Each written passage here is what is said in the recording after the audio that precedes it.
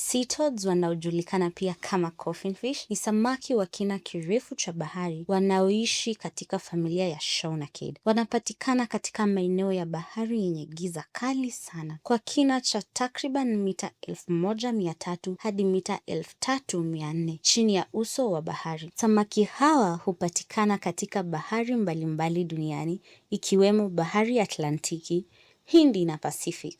Kwa sababu ya shinikizo kubwa sana na ukosefu wa mwanga, wamejenga uwezo maalum wa kuishi katika mazingira hayo magumu. Mmoja ya sifa zao za kipekee ni namna wanavyosonga. Badala ya kuogelea kama samaki wengine, sea turtles hutumia mapezi yao kama miguu. Hivyo hutembea polepole kwenye sakafu ya bahari. Hii huwasaidia kuhifadhi nguvu katika mazingira ambako chakula ni kidogo. Sea turtles kwa kawaida hukua hadi urefu wa takriban sentimita 30. Miili yao ina ngozi laini iliyolegea na wakati mwingine miiba midogo, jambo linalowafanya waonekane wa ajabu. Rangi yao huwa hafifu kama pink au nyekundu iliyofifia, ambayo huwasaidia kujificha chini ya bahari. Huwa ni wawindaji wa kuvizia. Juu ya kichwa chao kuna kifaa kidogo kinachofanana na chambo ambacho hutumika kuvutia samaki wadogo na viumbe wengine. Wanapokaribia huwashambulia kwa kasi. Kwa sababu ya kuishi kwenye kina kirefu sana, sea turtles hawaonekani mara kwa mara na binadamu, na bado wanasayansi wanaendelea kugundua mambo mengi kuhusu maisha yao. Haya ni maajabu ya bahari kutoka Zak Creatives.